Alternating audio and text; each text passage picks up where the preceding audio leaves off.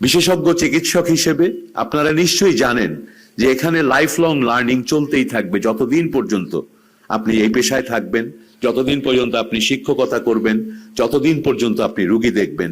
কারণ medical science প্রতিদিন এগিয়ে যাচ্ছে, প্রতিদিন আপনার যে চেনা প্রসিডিওরটা আপনি করছেন সেটার মধ্যে মডিফিকেশন হচ্ছে এবং নতুন নতুন ক্লিনিক্যাল ট্রায়ালের রেজাল্ট থেকে আমরা দেখতে পাচ্ছি নতুন কোনো পদ্ধতি আগের চেয়ে ভালো চিকিৎসা পদ্ধতি হিসেবে কাজ করছে।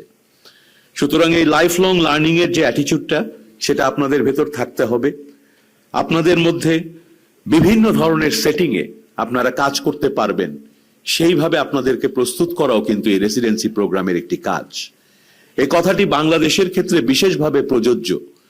এটা ইউরোপ বা আমেরিকার কোনো দেশ নয় যেখানে হয়তো একদম প্রান্তিক গ্রাম থেকে টারশিয়ারি সেন্টার পর্যন্ত একই স্ট্যান্ডার্ড, একই সেটিং, একই ধরনের মানুষ, একই ধরনের ব্যবস্থায় চিকিৎসা দিতে হয়, যেটা অনেকাংশেই অনেক সহজ হয়ে যায়।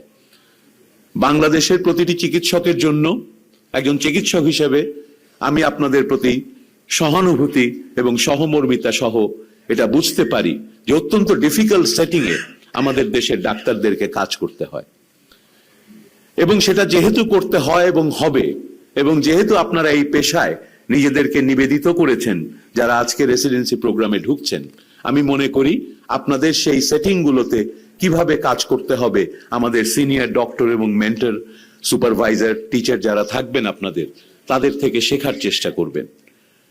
কারণ আমি একদিকে যেমন ডাক্তার, অন্যদিকে পলিটিশিয়ান এবং জনপ্রতিনিধি। আমরা সাধারণ মানুষের কাছে যাই, সাধারণ মানুষের ভোটে আমরা নির্বাচিত হয়ে এসেছি।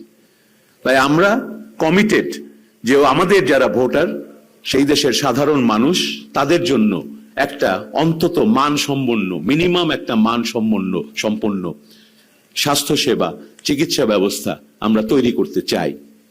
আমরা এসেছি, দায়িত্ব নিয়েছি মাত্র 8-9 দিন হয়েছে। আমরা জনগণের ভোটে নির্বাচিত হয়ে আমরা একটি নির্বাচনী ইশতেহার, যেখানে আমরা বিস্তারিত বলেছি এদেশের মানুষের স্বাস্থ্য সেবার জন্য আমাদের ভিশনটা কি। আমরা নির্ধারিত সময়ের জন্য এসেছি, আমরা কিছু কাজ করতে এসেছি। আমরা সেই কাজগুলো করার জন্য প্রতিটি চিকিৎসকের সহযোগিতা চাইব। বিশেষ করে এখানে যারা সিনিয়র অধ্যাপকরা আছেন, ডিনরা আছেন, আপনারা এই দেশের স্বাস্থ্য ব্যবস্থার সমস্ত গভীর বিষয়গুলো পর্যন্ত জানেন এবং আপনাদের সহযোগিতা নিয়ে আমরা সারা দেশে এমন একটা শিক্ষা ব্যবস্থা গড়ে তুলতে চাই। এই যে আজকে এই রেসিডেন্সি প্রোগ্রামে বোধহয় 35টার মতো মেডিকেল কলেজ এবং ইনস্টিটিউট এবং শিক্ষা প্রতিষ্ঠান থেকে আপনারা যোগদান করেছেন।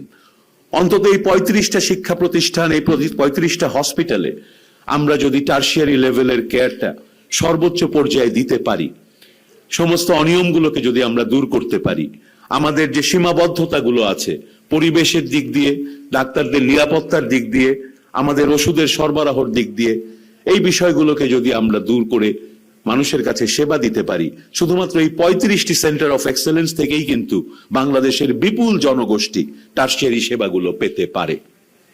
আমরা সেই কাজে আপনাদের নেতৃত্ব, আপনাদের সহযোগিতা চাই। আমরা এখানে এসেছি ফ্যাসিলিটেটর হতে, ক্যাটালিস্ট হতে। আপনারা ভালো যে কোনো পরিকল্পনা নিয়ে আসলে যা মানুষের কাছে স্বাস্থ্যসেবা পৌঁছে দেওয়ার জন্য কার্যকর, আমরা সর্বাত্মক সহযোগিতা দেব, আমরা সর্বাত্মক পরিশ্রম করব আপনাদের সেই ভিশনটাকে বাস্তবায়নের জন্য।